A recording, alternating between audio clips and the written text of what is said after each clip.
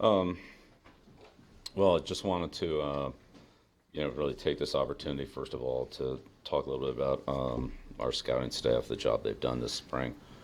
Uh, as always, it's a very difficult job to manage the number of people in the system that we have to work through between all the pro players from free agency, unrestricted free agency, restricted free agency, non-tendered players, potential trades, releases, things like that that are um, constantly part of the system, as well as the entire draft process with um, another record number of underclassmen this year, 130 some, whatever it was, um, and let's say just in general, um, a continuing smaller sliver of opportunity to evaluate the players.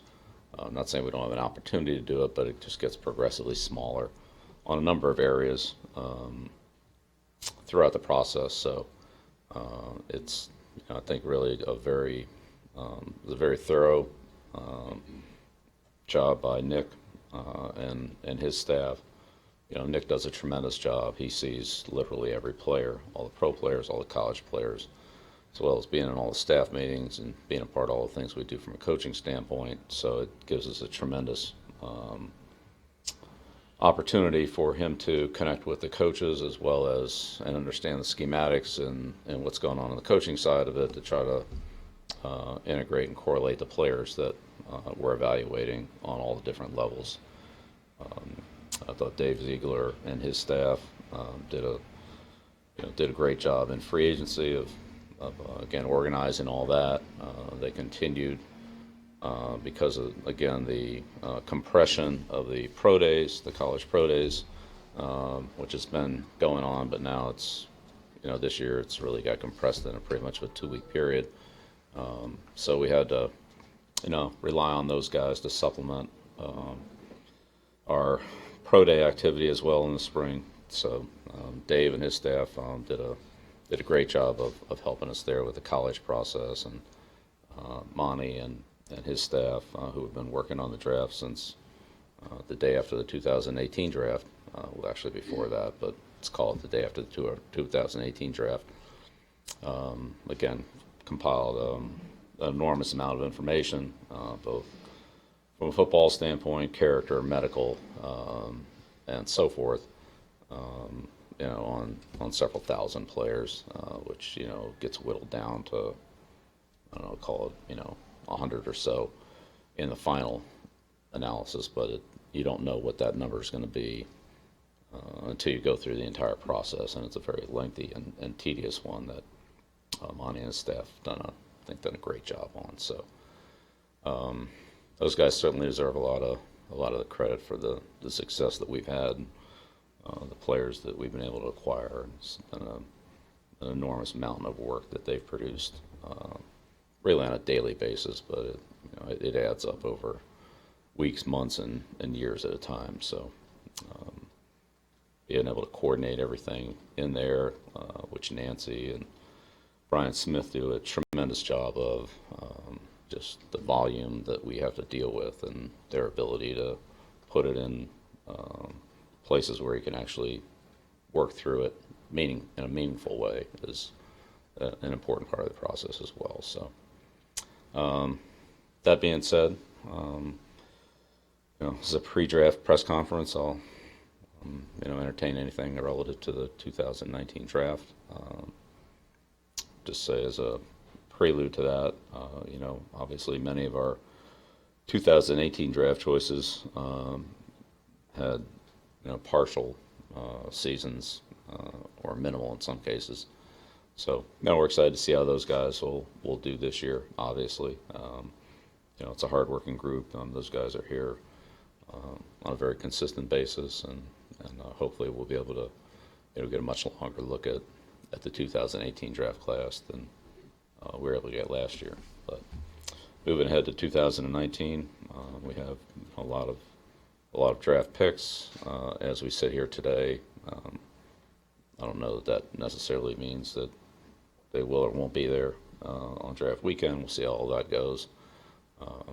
Just evaluate situations as they come up and try to make the best decisions we can for the football team. There's no set goal in mind as to how many picks to have or what to do with them. Just want to try to make good decisions at every opportunity we can to improve our team in whatever ways possible, and that includes everything. So it's all part of the team building process, and we'll see how all that plays out. But from a draft standpoint, we're in the middle of our 30 draft visits this week, so we'll finish that up this week and into next week, and then kind of finish up our final preparations with pulling it all together between the film evaluations, character evaluations, medical evaluations, and trying to really get as good of a predictor as possible as to how the player will fit in and perform on our team, in our system in New England, regardless of what the league value is for the player. It's really what the player can do for us is the final, what the final evaluation goal is that we're trying to achieve. So that's kind of what we're working on now. Bill, how important is it to know what some of the needs and desires of the teams immediately around you are? I'm not talking about the top 10 teams, but the 20 down to you. We track that, and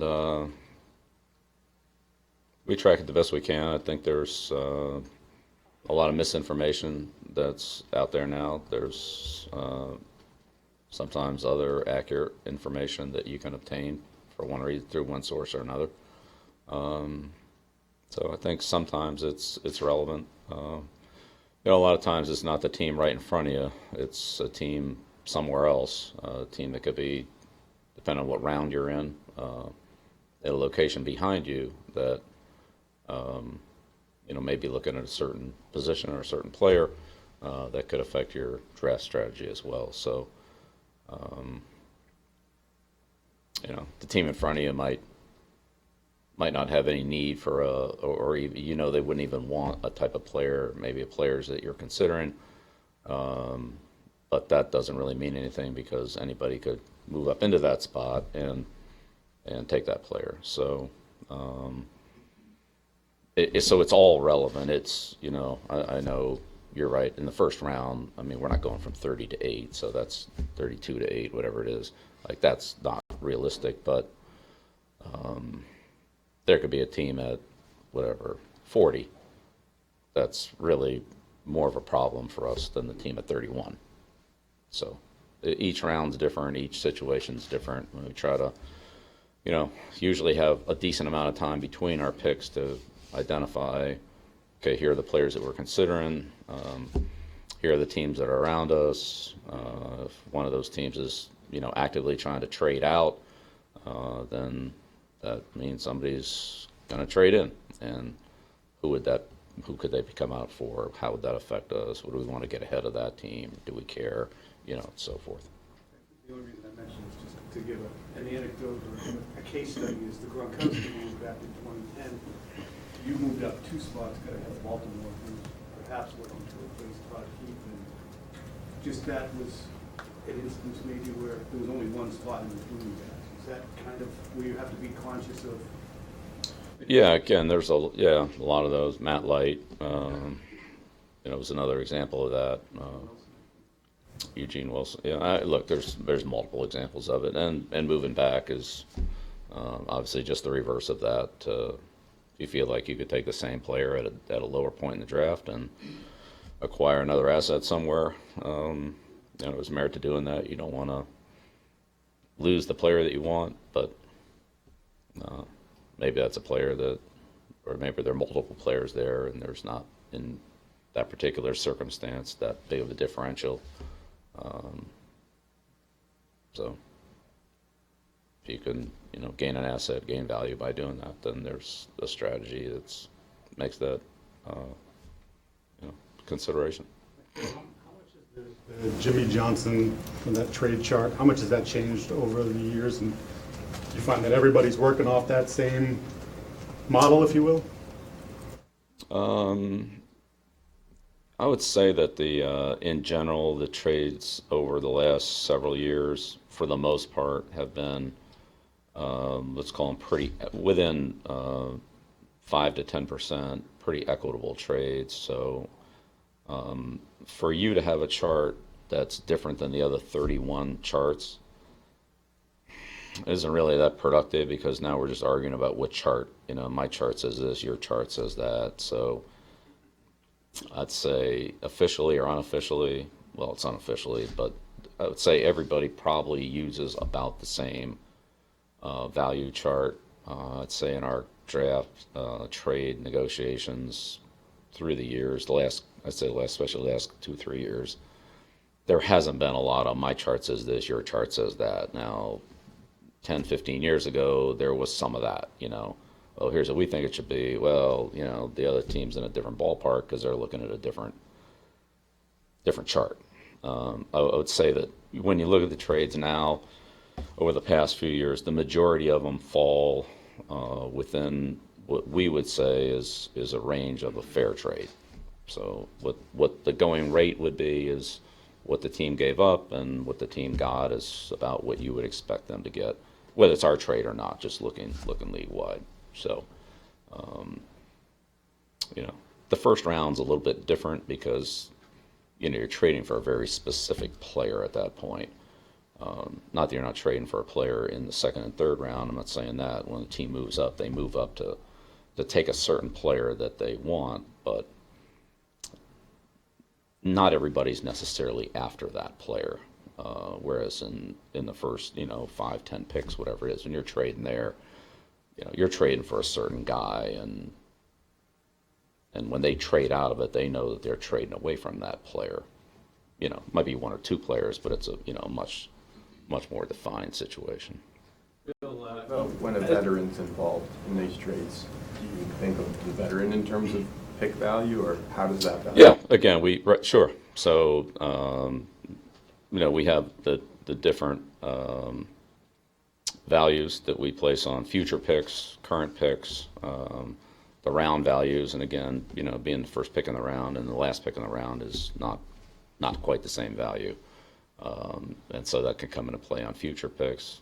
Veteran players, depending on their age, contract situation, and level of play. Again, we would find we have comparables that we would look at on that. So, a starter, a rotational player, a backup, a player that has a certain amount of play time, or a player that has a certain amount of production, that there are comparables of those trades, whether it be player for player trades or player for pick trades. And so and again, certainly there are trades that fall outside of whatever the norm is, but we have norms that we look at, and that's a norm, and you can do better than that. You probably feel like that's maybe about as good as you can do, assuming there isn't an unusual situation where there's a high demand for the player, and if it's below that, then you decide whether or not you want to accept maybe a little less than market value for the trade, but you still feel like the trade benefits your team, so you decide to do it. So, but yeah, we certainly the player for player or player for pick trades are different than the pick for pick trades, but we try to evaluate those as well. And a lot of it, again, is based on play time, production, and age and salary, because salary is definitely a factor in what the trade value of a player is. Bill, you mentioned the scouts have put in a lot of work for this draft. The coaches are part of the scouting process too. They do a lot of interviews. They get in on players at their position. You guys have had a lot of transition on the coaching staff this year. Have you noticed much effect on how you guys are scouting and setting your board, and how the new coaches are settling in with their new roles? Probably a little less than normal. Doing it, but still less activity with the coaching staff for the reasons you just articulated. Does losing your defensive coordinator at this point in the process, does that change much as how you scout or are going to be drafting on that side of the ball? well, I mean, we're not talking about an unprecedented event here. So, yeah, we've dealt with changes before, and we'll continue to deal with them. And I guess I just got to ask, any plans on how you're going to replace defensive coordinator moving forward? You mean relative to the 2019 draft? Draft and the season that comes Yeah. after as well. Yeah, we'll just kind of stick to the draft for right now, Ben. But I appreciate the question. I really appreciate you asking that. When you use the word comparables or comparables, when you have players at positions that make an indelible mark among the most complete, best players at their positions in their careers, and you have to draft players at those positions, what's it'd be unrealistic, I imagine, to we'll try to find the next guy who transcends and is an all-time great. So how do you deal with that situation? You know, for example, Rob, it's retirement. So if you're looking at tight ends in the draft, how do you evaluate them fairly and totally? Yeah, well, I think for us, we have always looked to the future. So each player is different, each situation is different. Whatever a player was or wasn't in the past is in the past, and our decisions are for the future. So what player can we add to our roster in whatever way we add them, is the best decision at that point in time for our football team, and that's what we look at. Not, Mike Vrabel and Ted Washington and Deion Branch and Randy, whoever. I mean, it's Vince Wilfork. I mean, it's Teddy Bruce going right down the line. There's a million of these guys. McGinnis. I mean, just keep talking about them. Troy Brown, Kevin Falk. But it's none of them are in this draft class. So we'll look at this draft class or whatever other players are available and make the decisions that we feel like will benefit our football team in 2019 and beyond. The game has evolved, but I mean, this is nothing new. Players come in different shapes and sizes every year, but as positions have changed, the game's evolved. Do you have to change or alter the way that you evaluate a player at a specific position? Well, I think you have to have some awareness of that. Yeah.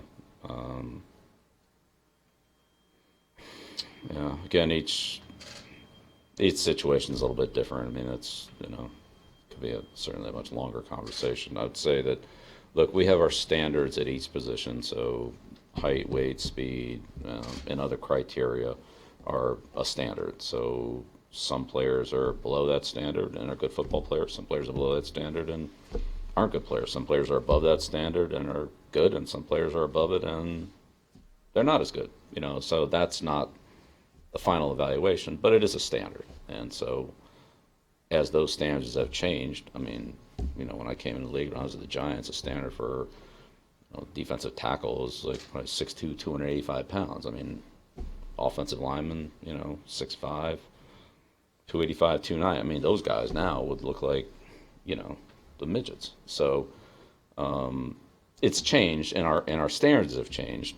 But again, relatively speaking, you're still evaluating, what the player's total performance is going to be, not just the standards. But I mean, to your point, if 2/3 of the league have running type quarterbacks and quarterbacks that are athletic and are going to scramble and are going to be those kind of players, then you better be ready to defend them.